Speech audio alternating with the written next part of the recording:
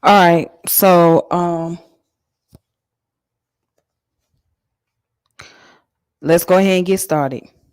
Greetings, everybody. May peace and power elevation be to all you beautiful people out there that are watching. This your girl Tiffany coming through live in effect right here on the stream yard. Now, if you are watching from Facebook and you would like to share the Facebook page or video, please, you're more than welcome to do so. If you want to subscribe to my YouTube channel, which is Tiffany French, please do so. Make sure you subscribe to that channel.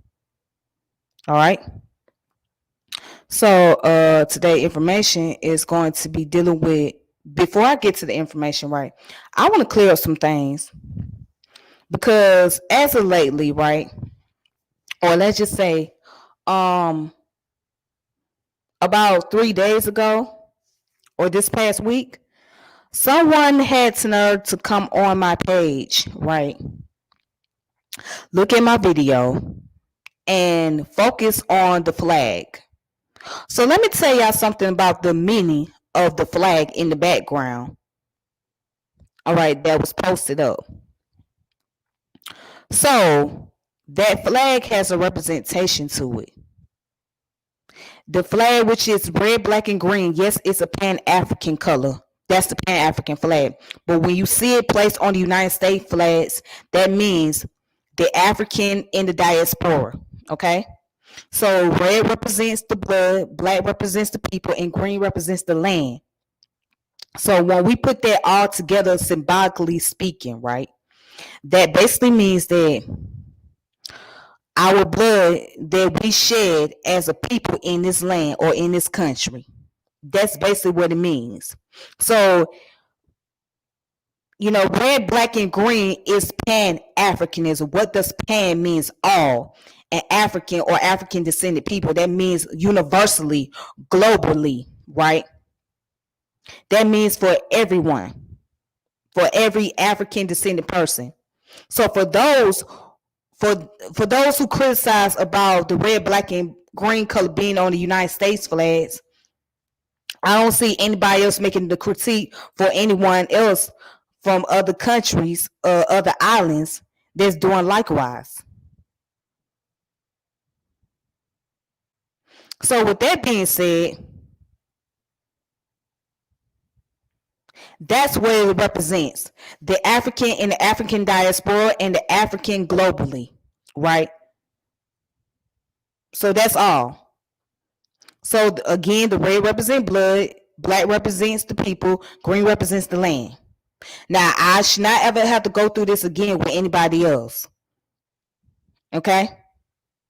So I want to disambiguate that, and I want to clear that up because I thought that was very ludicrous because somebody got offended about my flag. But with that being said, let's go ahead and get to the topic of today. So the topic of today is dealing with Dr. Edward Wilmot Blyden, who was a diplomat, a Liberian diplomat, a writer, and an educator. So I will post up a picture of his image. Just give me a second.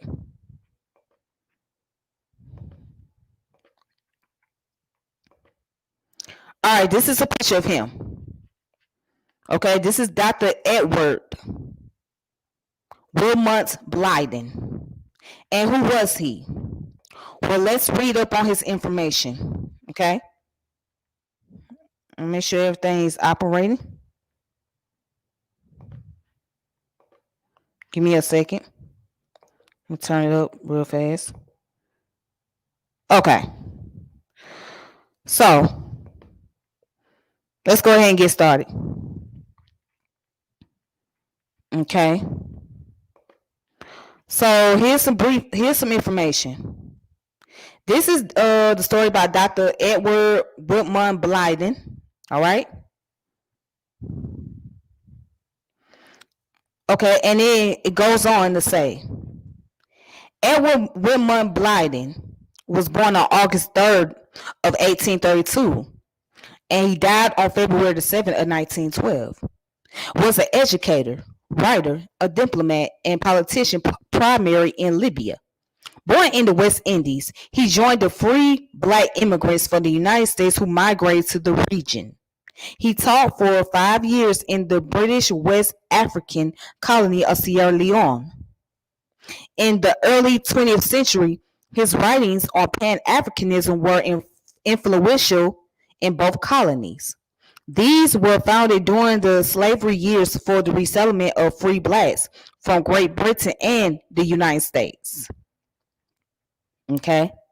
Blyden's writing attracted attention in the sponsoring countries as well.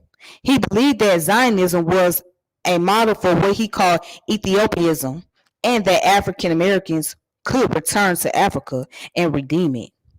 He believed political independence to be a prerequisite for economic independence, and argued that Africans must counter the neo-colonial policies for former colonial powers. Okay. Blyden was recognized in his youth for his talents and drive. He was elected and mentored by John Knox, an American Protestant minister in St. Thomas, Danish West Indies, who encouraged him to continue his education in the United States.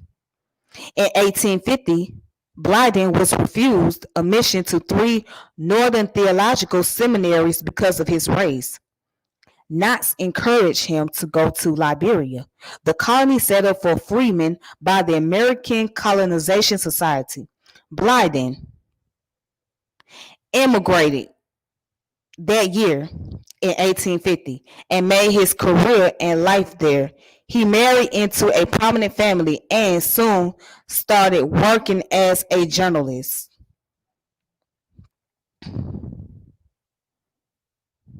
Okay. You guys give me 1 second.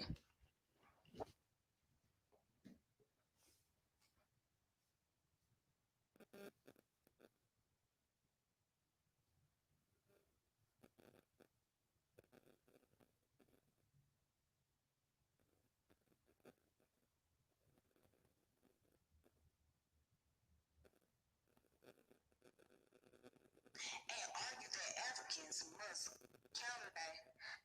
You guys give me. Okay, everything is good. All right, I just had to make sure my sound was working.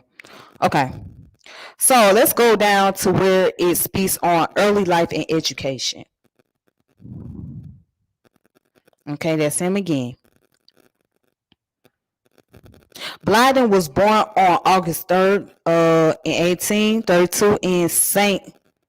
Thomas, Danish West Indies, right? Now it's known as the Virgin Islands. That's where he was from. And his parents were free blacks who claimed descendants from the Igbo of the area of present-day Nigeria. Between 1842 and 1845, the family lived in Puerto Bello, Venezuela, where Blyden discovered a facility for languages, becoming fluent in Spanish.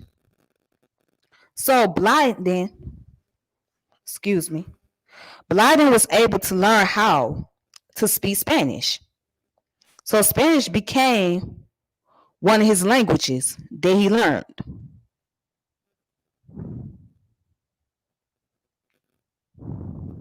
Okay. All right, so let's go ahead and continue on. And it says, according to historian Hollis R. Lynch, in 1845, Blyden met the Reverend John P. Knox, a white American. Okay, he met him. Okay, Blyden and his family lived near the church, and Knox was impressed with the studious, intelligent boy, and Knox became his mentor, encouraging Blyden's considerable aptitude for oratory and literature. Mainly because of his close association with Knox, the young Blyden decided to become a minister, which his parents encouraged. Okay, and in 1850, Blyden, accompanied by Reverend Knox's wife, went to the United States to enroll in Rutgers Theological College, Knox's alma mater. And we read that part about where they refused to accept him because of his race. Efforts to enroll him to two other theological colleges also failed, and that's when he was encouraged to go to Liberia.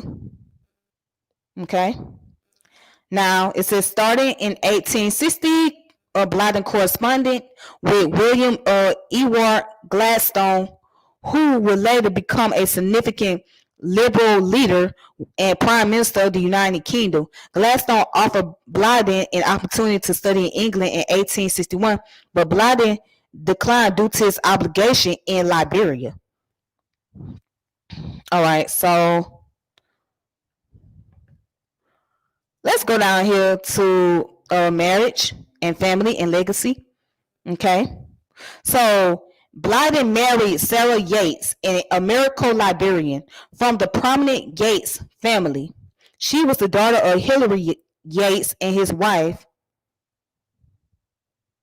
Her paternal uncle, Beverly Page Yates, served as vice president of Liberia from 1856 to 1860 under President Stephen Allen Benson.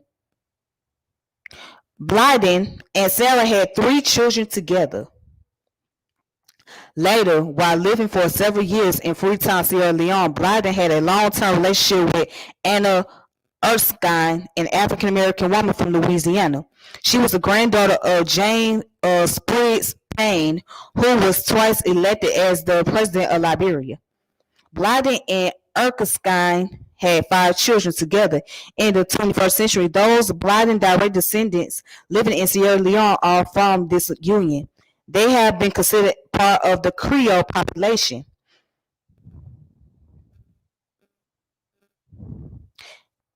Among his descendants living in Freetown is Sylvian Blyden, publisher of The Awareness Time. Okay.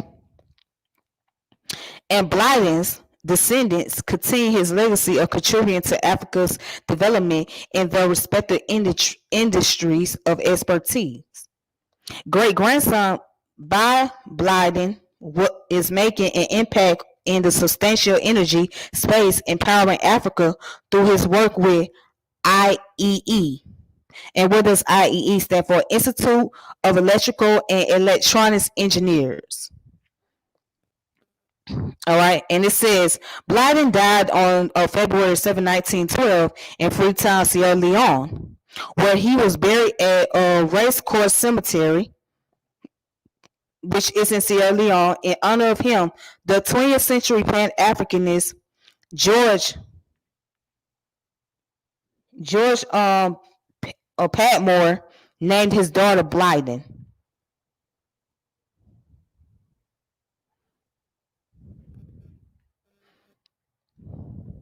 Okay. So let's go down to a little bit about his career. It says, immigrating to Liberia in 1850, Blyden soon was working in journalism. From 1855 to 1856, he edited the Liberia Herald and wrote the column A Voice from Bleeding Africa. He also spent time in British colonies in West Africa, particularly Nigeria and Sierra Leone.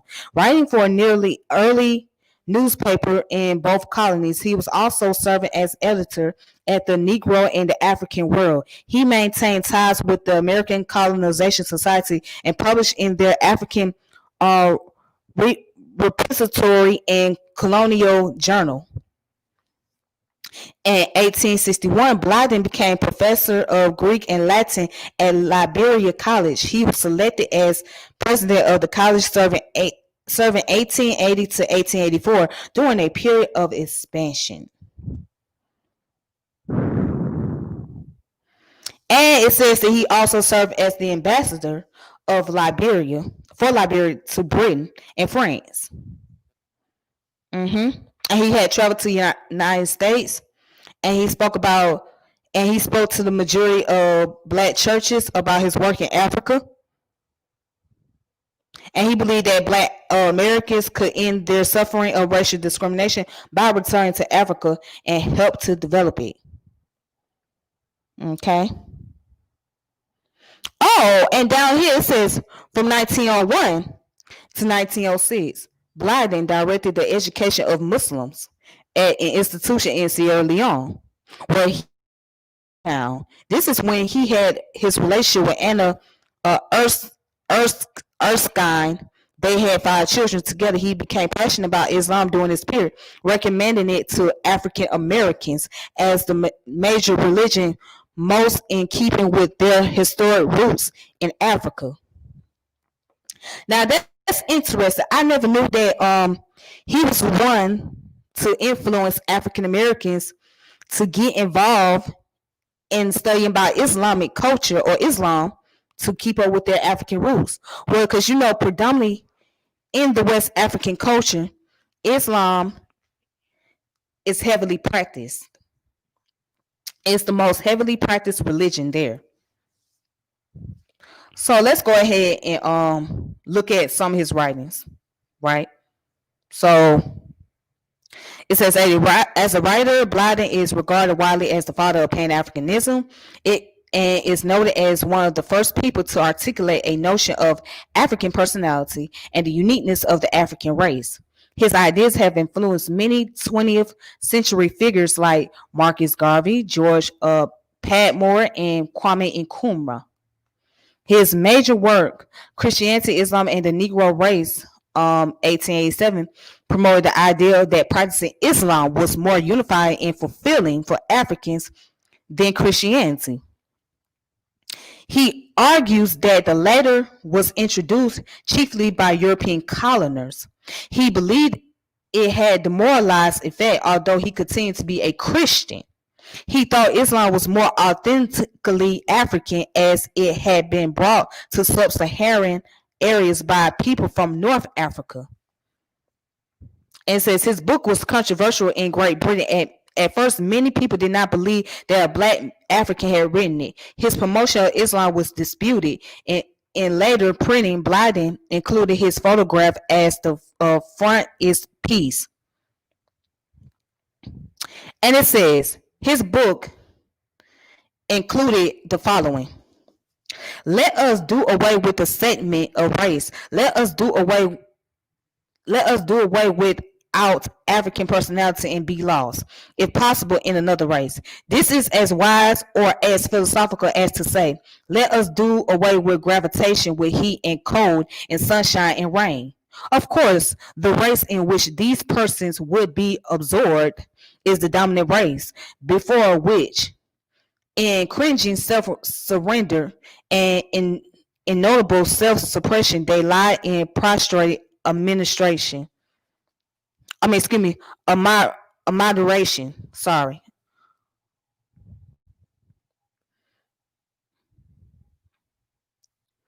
Excuse me. What did I say? Did I say a moderation? Yeah, a moderation. Yes, I was correct. Yeah, they lie in prostrate a moderation.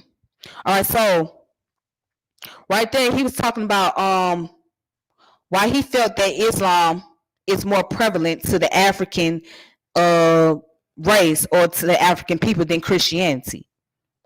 And he felt like Islam would help the Africans get closer to their roots and stay connected within their roots, which it has done. So let me give you guys a little secret. What people don't know is between 15 and 30% of the people that were brought here in America, right, on the slave boats and who came from various tribes within the West African region were Muslims. They were Muslim. 15 to 30% of them was Muslim that was brought here in America.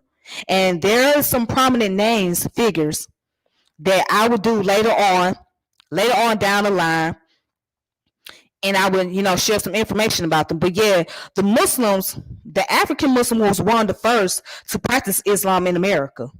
Okay, and at that time they couldn't really practice it out in the open, so they had to be very secretive about it. They was one of the first to practice Ramadan. And then also, I believe it was somewhere in South America during the month of Ramadan. That's when they had the slave revolt. Now, don't quote me on that. I could be wrong, but I have to go back and double check that source. So yes, as you can see today, a lot of African descendant people, especially those here in America, they're drawing closer to Islam. Right? You will notice that a lot of our brothers that come out of prison, right, they go into the Islamic culture more so than they do with Christianity because they feel a connection not only with Allah, but it will also give them more sense of brotherhood. And many of them are involved in like revolutionary stuff and pan-Africanism and things of that nature. So, Islam is very prevalent in our community. And I'm not talking about just the Nation of Islam and the Moorish Science Temple Islam. I'm talking about the Orthodox Islam, Sunni Islam. That's what I'm speaking of. Okay. Now, due to his belief in Ethiopianism in the late 19th century, Blyden publicly supported the creation of a Jewish state in Israel. He praised Theodore Herzl as the creator of that marvelous movement called Zionism. So not only did he believe that Islam was should be practical, but he also believed that in the creation of a Jewish state in Israel as well, because of the fact that he believed in Ethiopianism. But surprisingly, you'll find out there is a lot of Ethiopians that migrated to Israel because of the fact that they converted into Judaism. So yeah. All right, so let's look up some words, some information.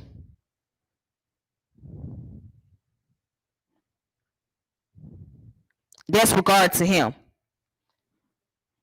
All right, so I want to read some article real fast. And this article here is called Race Matters, Cosmopolitan African Afropolitanism and Pan-Africanism via Edward Wilmot Blyden. Okay. So it was written by Cheryl Sterling, PhD, Director of Black Studies, Associate Professor of English, the City College, City University of New York, New York. All right, so, and this one came out on the Journal of Pan-African Studies, Volume 8, Number 1, June 2015. So it was written on June 2015. So I'm going to show you guys real fast.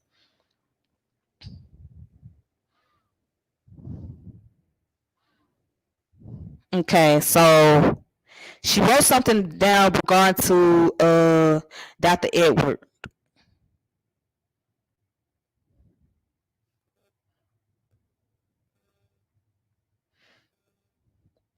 I'm going to have to skip down on the article. Then I'll show it to you guys.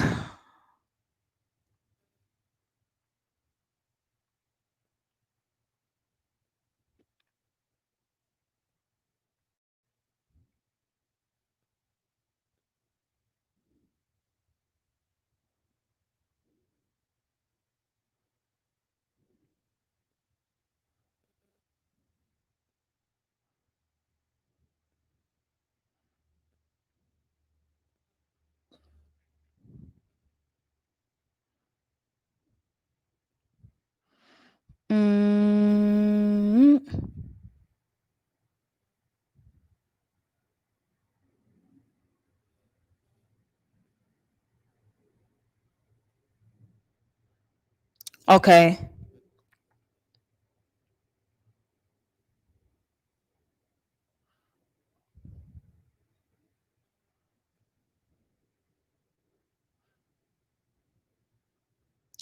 Okay, here it goes.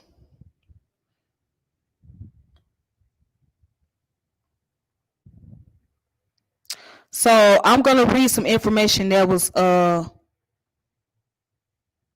regarding to Edward Biden. Blyden rather. Okay, so here's some things that was said. It says that he traveled to Caribbean and several times to the United States, touring extensively to disseminate his work and to push for immigration. Blyden was an autodidact and taught himself to speak many languages. He learned Hebrew and traveled to Syria to learn Arabic, sojourned in North Africa, and visit Egypt.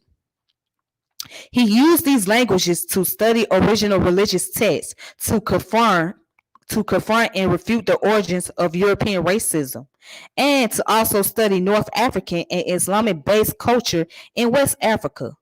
Okay, and so then there's the source right here. Oh my goodness, go back. Oh my goodness, hold on, you guys. How did I do that? What did I do? What did I do? What did I do? What I do?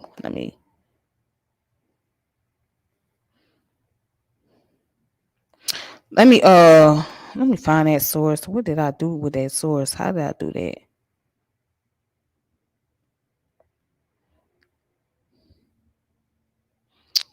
Okay, hold on. Hold on. I lost the source.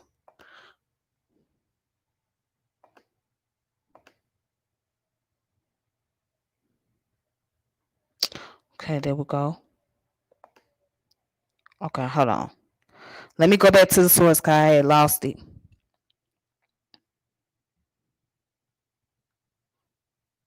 I was on the ball. Hold on.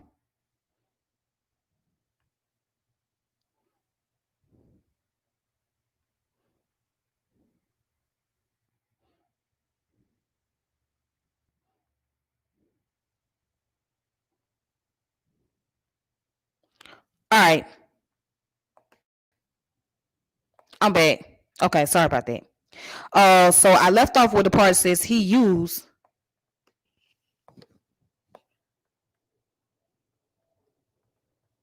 Okay, so I'm right here. It says he used these languages to study original religious texts to confront and refute the origins of European racism, and to also study North African and Islamic based cultures in West Africa. There go the source right here, where it says Harriskin, 281, Lynch, Pan, Negro, Patriot, 13 to 14. That's the source that was used in this article. And also it says in his time, Blyden produced an unparalleled intellectual discourse about Africa. His sentimental text, lauded by critics then and now, Christianity, Islam, and the Negro Race of that which was written in 1887, was the first detailed study of African modalities of life. In fact, given the reception to this work and his beginning, the critical historical survey of African cultures, it bewilders me as to why Blyden is not considered the father of African history. So this man had plenty of names under his belt. So he not only learned how to speak Spanish, but he also learned Arabic and Hebrew along the way. And he studied the Islamic based cultures in West Africa and studied North African history to combat against European racism. So he studied all these religious texts and studied the cultures so that way he can be able to combat against European racism. Now, many of us may not hear about this, especially within the so-called conscious community. You're not going to hear about this man's name. Now, I have nothing against Marcus Garvey, because Marcus Garvey is going to be one of my favorites of all time as far as his philosophical work is concerned. But what about this brother here, Edward Wilmot Blyden? Blyden did a lot of work. Like, he put in a lot of effort and he becomes an unsung hero.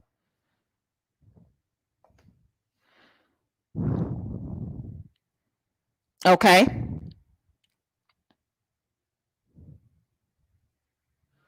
Okay, now it says something here. It says after 20 years in Liberia, he relocated to Sierra Leone and traveled extensively into the interior regions all over West Africa, right?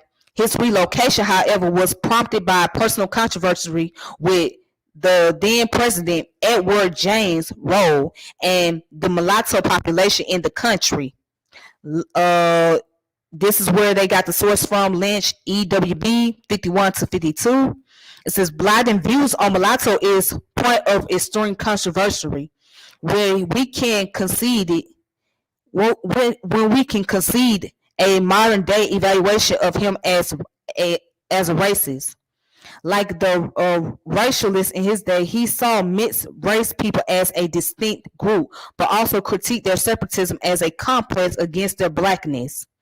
Ironically, today, biracial, multiracial discourse is predicated upon the premises of differences, but privilege is as a source of collective identification instead of viewing it as a what's the word, aberrant, like in Blyden's time. Blyden's ostensibly railed about the imposition of a color and class hierarchy inherited from slavery that came with the implication of mixed race people in Liberia. He even wrote to William Coppinger, secretary of the American Colonization Society, to ask them to send only pure Negroes. He critiqued the mixed race population as a source of all the disunity in the society, and tells in a letter on October 18th in 1874 that they never get into thorough sympathy with the work here. They have never thoroughly acclimated. They drag out their feeble existing, making slaves as far as they can of the native and ignorant Americans. And again, that's the source they got it from, Lynch, letters 174. He condemned the mixed race population for being more European in nature, restless and dissatisfied, and unable to unify with Negroes. Okay, and that comes from the same source. His trenchant critiques led to his being dragged on streets of Liberia and nearly hanged by what he refers to as a mulatto incited mob, precipitating his departure to Sierra Leone. Okay, so based on that information alone, right? Because of the fact that there was so much division and disunity that was going on in Liberia, due to the fact that you had African descended people, African Americans, and those who were multiracial or biracial.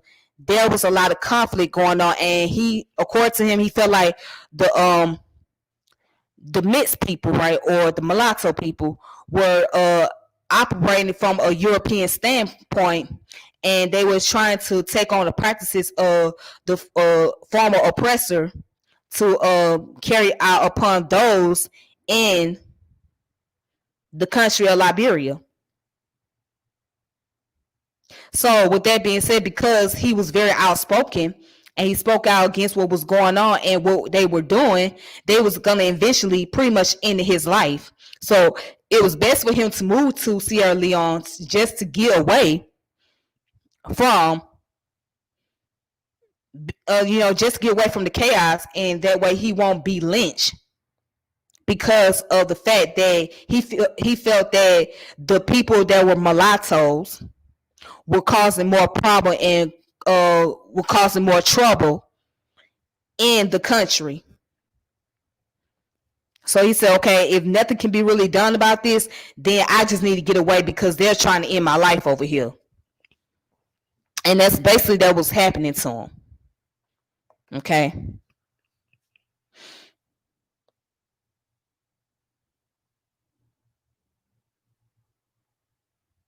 All right. And then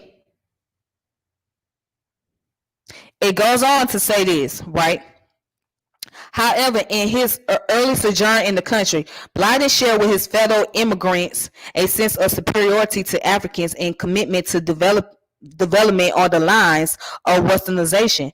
The conundrum within this phase of racial identity politics was that many of the black immigrants from the West treated Africans abominably and sought to divorce themselves from the natives in course of habit, dress, and language, and lifestyle. They brought with them your model sensibilities and ideas, and as a result of their own internalized racism, could not see within African traditional constructs any of values. The most pernicious, I mean, what's it, pernicious effect, however, is seen in how the colonial rhetoric insists of superiority of American Liberians, resulting in the class, color, and ethnic divisions fulminating in the Liberian Civil War over 100 years later. Even though the beginnings of Blyden's figuration of the Liberian nation read suspiciously like um, Rudyard Kipling's infamous call in the poem, "The White Man's Burden," his advocating of colonization and immigration was extricably fused with the possibility of progress for black peoples. And what did he say? It is theirs to betake themselves to injure Africa and bless those outraged shores and quiet those distracted families with the blessing of Christianity and civilization. It is theirs to bear with them to that land the arts industry and peace and counteract the influence of those herod abomination which in inhumane avarice has introduced, to roll back the appalling cloud of ignorance and superstitions which overspreads the land, and to rear on those shores an asylum of liberty for the downtrodden sons of Africa wherever found. This is the work to which Providence is obviously calling the black men of this country. All right.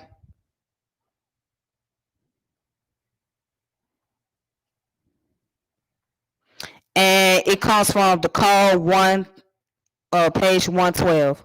This excerpt is from one of his famous speeches, The Call of Providence to the Descendants of Africa in America, published in Liberia's Offering in 1862. Yet, Blyden's potentially for transformation was already apparent in this speech, and he was the first to address the divisions among black peoples because of their internal racialized psychology. When Blyden invokes the prescriptive agenda of Euro norms in pointing out the irrevocable damage on the black psyche, in having been told from infancy that his race is naturally inferior to that of the whites, he assents to this proposition and is ashamed of his own nature.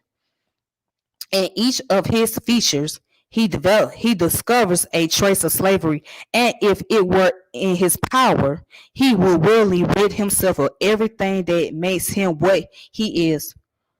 He presages Fanum's critique of internalized racism and its functional coding on the corporeality of the black being. The call 113. All right. So stop right there. That's the article. And I'm gonna give you the title. All right, and this is the title right here: Race Matters, Cosmopolitanism, Afropolitanism, and Pan Africanism via Edward Whitman Blyden. Okay, there you go. You can look up that information yourself. All you gotta do is use Google Scholars. Okay, so if you go on Google Scholar, just type in that information and it will pop up.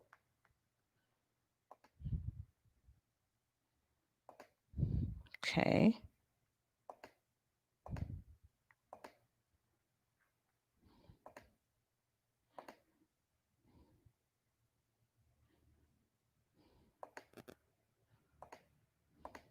Okay. So let me show y'all something else real quick. Okay. So it's gonna talk about this article here. Comes from jastor.org, JSTOR.org. All right, and it deals with early African nationalism, Judaism, and Zionism. Edward Wilmot Blyden. Okay, so I'm going to have to Go ahead and pull this up and show y'all right here.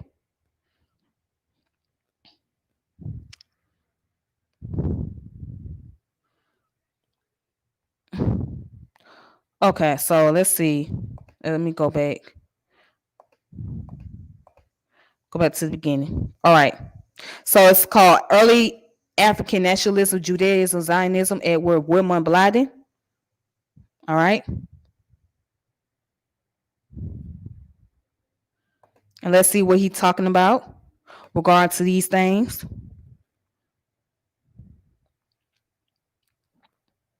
And the author is Benjamin Newberger.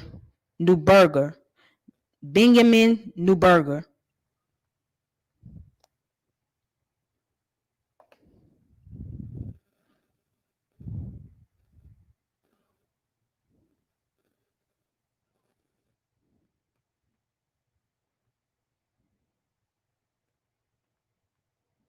Okay, let's see what he was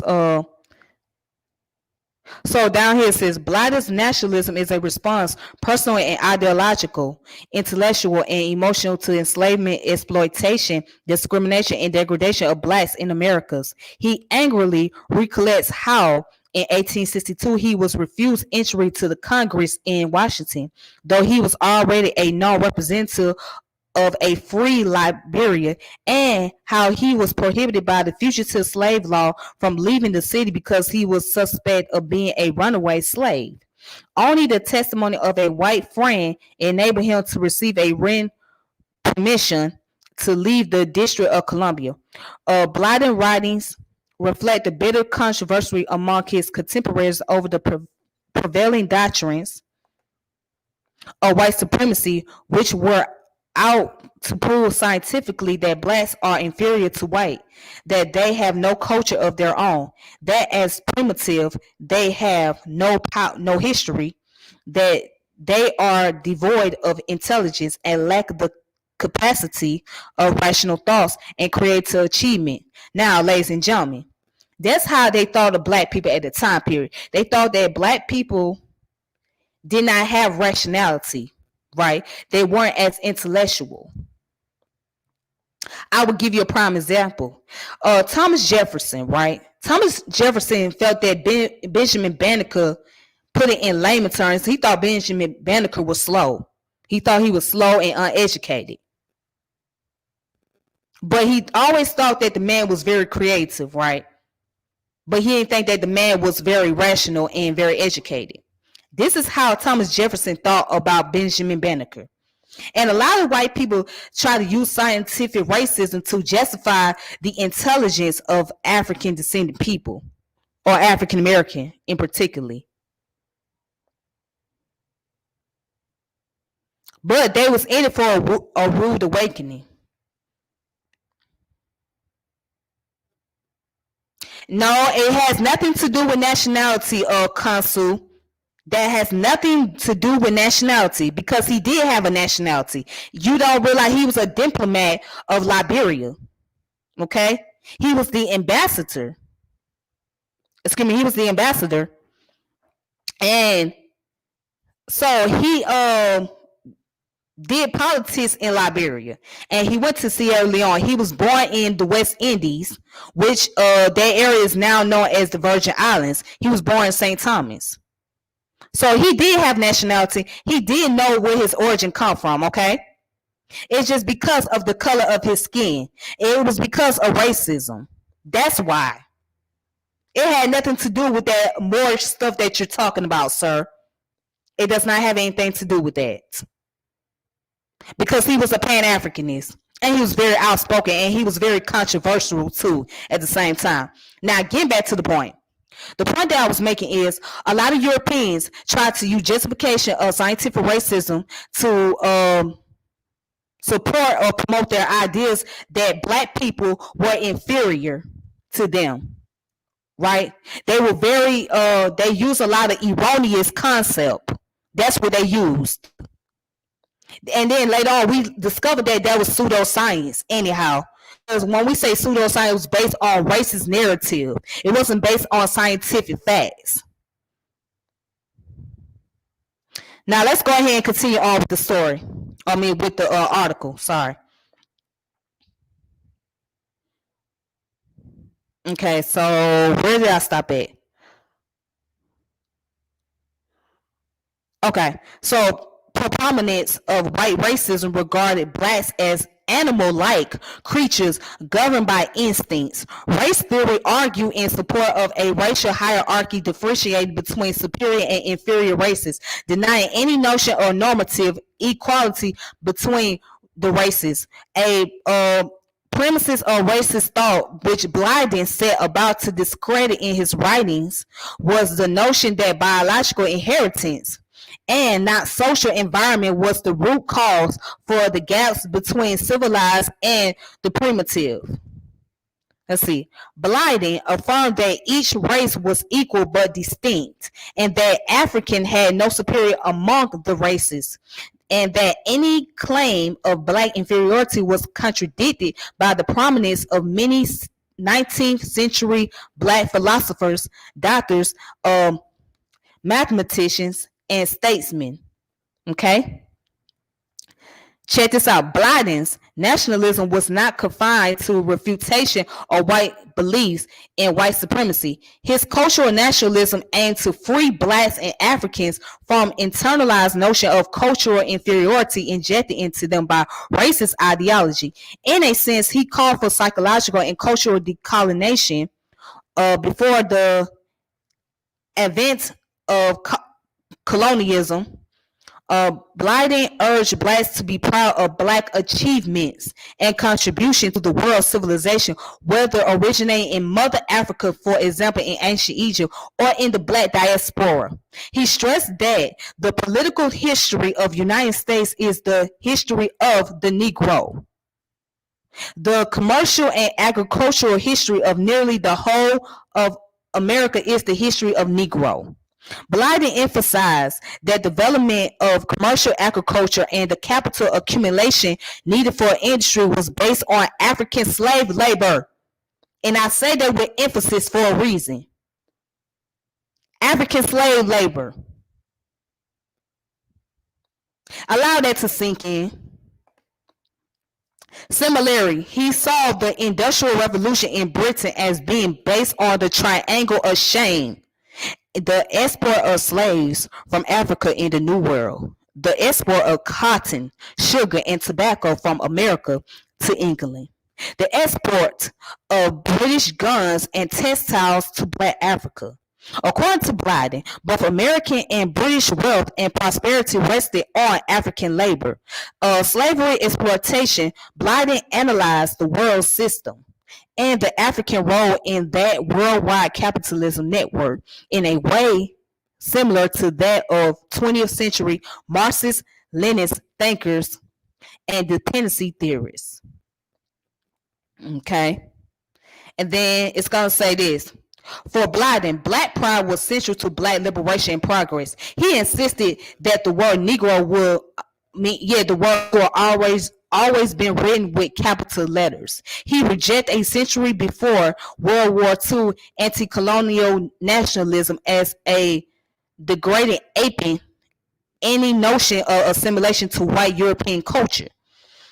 Excuse me. The African must advance by methods of his own.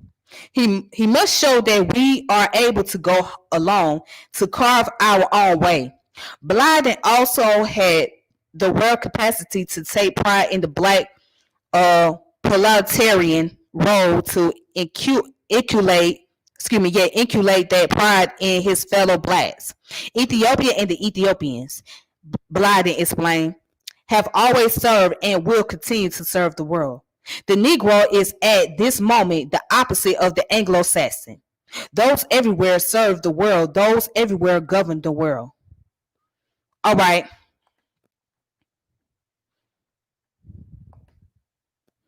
So I'm not going to read all of it, but this is where you can get the source of information. It's called Early African Nationalism, Judaism, and Zionism, Edward Wilmot Blyden. Okay, by Benjamin Newberger. Benjamin Newberger. Look them up. And you can go on jaster.org. Okay. So, real quick, as you can see, he was very African centered. Now, let's talk about his lineage, okay? His parents were of the Igbo descendant, okay? Igbo are the tribal people from, I believe, southwestern Nigeria, okay? Or what is presently known today as southwestern Nigeria. Okay, he come from that descendant. So it was already in him to be proud of who he was and not to disown it. And he was anti-European colonialist. He was anti-European philosophical. He promoted the idea of black nationalism, Pan-Africanism, embracing one's culture, one's race. He was a very proud man of that. And he stayed that way to the day he died. Okay, so real quick, let me show y'all something else. And then I'm gonna have to get off of here because yeah, I gotta get off of here. Let's see something. What's this? Okay. All right. Okay. So right here, Christianity, Islam, and the African world. Edward Wilmot Blyden, 1832-1912, and the contemporary missionary thoughts. All right, and this dealing with Asian and African studies, 2002. I guess that's chapter 2, and that's the page numbers, right?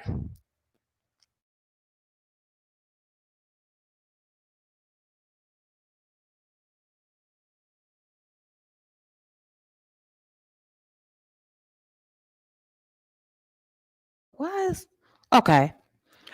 Sorry about that. Varel Paulikova Vinhanova, Institute of Oriental and African Studies, Slovak Academy of Sciences. Okay.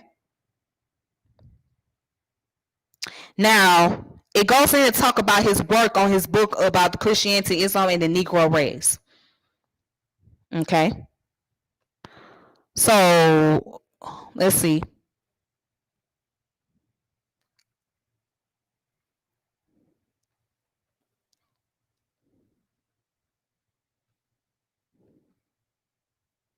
Mm-hmm.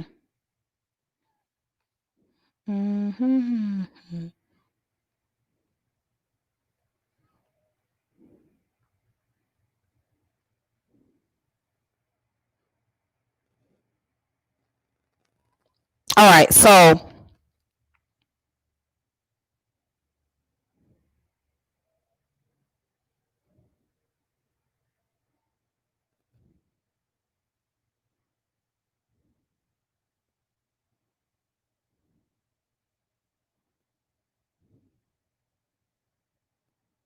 okay, so here it is. So let me read this part.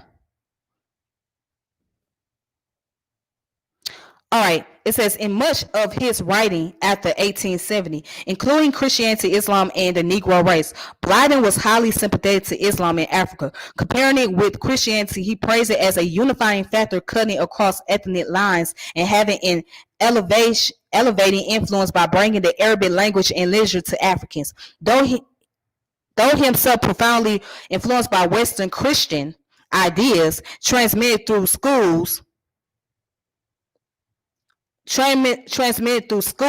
language, and contact with the Western world, Edward Blyden was curiously one of the first Africans to stress the danger of cultural dispossession. Blyden criticized Christian missions for their sins of cultural alienation, for striving to completely Europeanize Africans and thus thwart the development of the African personality. Blyden's concept of Africanness Africanness or of the African personality was developed to rebuke European charges of African inferiority. It was produced within a given historical period in reaction to a specific intellectual climate and the most intolerant, racist interpretation of Africa, its history and culture. Africans, Blyden maintained, should not indiscriminately adopt European values and institutions and should appreciate and cherish their own custom and institution. Western educated Africans should not only retain pride in the African history, custom, and institution, they themselves should control the process of selecting and integrating aspect or modified version of Western culture into a new cultural synthesis. He therefore preached a Christianity adopted to African context. Christianity and European Christians missions, according to Blyden, created the African a sense of inferiority, right?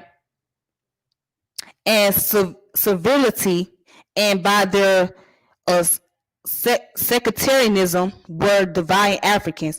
On the other hand, Islam, Blyden argued, had brought Africans the benefit of a major world civilization without creating in them a sense of inferiority.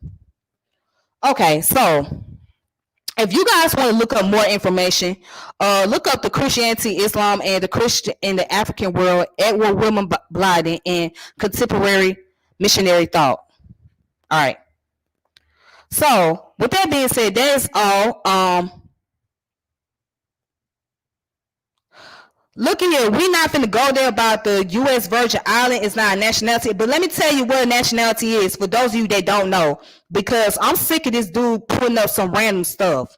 Okay, nationality dealing with the origin, the place that you were born, okay, or the place that you have been naturalized as a citizen, because that was the place that he was born. He was considered to be Virgin Island, or what is known today as the Virgin Island, would be his nationality because that's where he was born. That's where he got his national origin from. However, his ethnic background, he's African descendant. All right. His parents were of the Igbo people. Okay. His parents was of the Igbo people. They were of Igbo descendant. So his ethnic is Igbo descendant. His nationality would be of those from the Virgin Island because that's where he was born. Now, he had citizenship in Liberia because he was a diplomat. And he had citizenship in Sierra Leone because that's where he lived. Okay?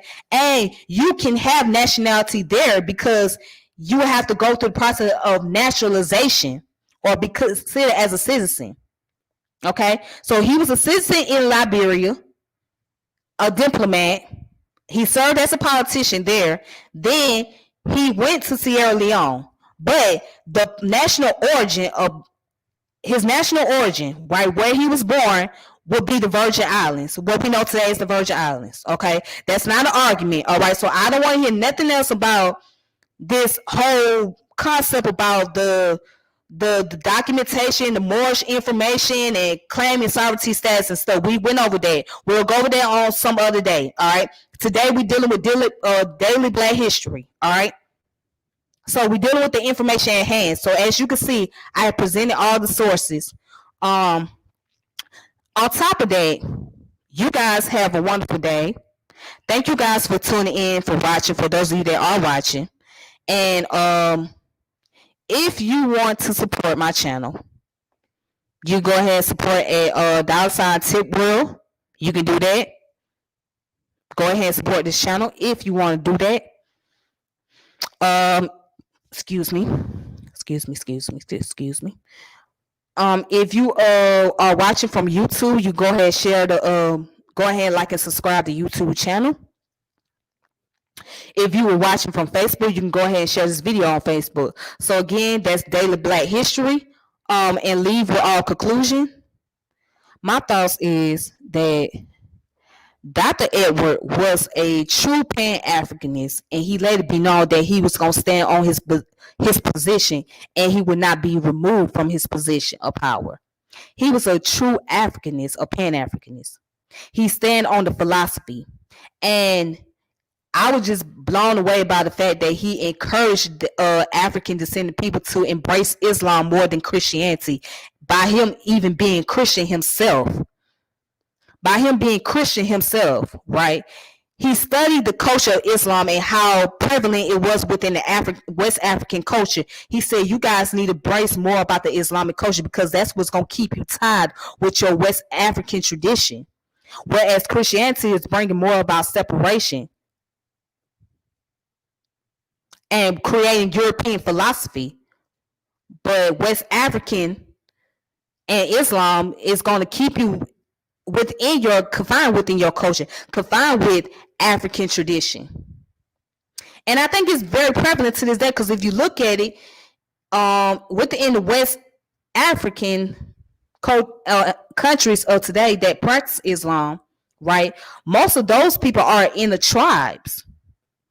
So they bring tribal traditions along with that. But the sad part is in Nigeria, right? You have Christian going against the Muslims. So I think the northern part of Nigeria is Islamic and the southern part of Nigeria is Christians, and they're going back and forth. So that's the sad part. That is truly the sad part about it. But yes, I think he's very accurate about that because a lot of Muslims, African Muslims at that, they stay confined with their cultural tradition. Not only their cultural tradition, but they also stayed within their tribes and stay connected with the tribal roots and all that. Whereas many who had converted into Christianity, they pretty much kind of forgot about those tribal tradition. They kind of let that go, because in Christianity, they're taught that tribes are evil and tribes are not. Tribes are evil people. And they are practicing the work of the devil and stuff like that. But anyways, you guys, I'm about to go ahead and log off of here. Until next time, may peace and power elevation be to all of you. Please be safe. Be careful during this pandemic. And I will talk to you guys later. All right. Thank you for tuning in. All right. Deuces. All right then. Thank you.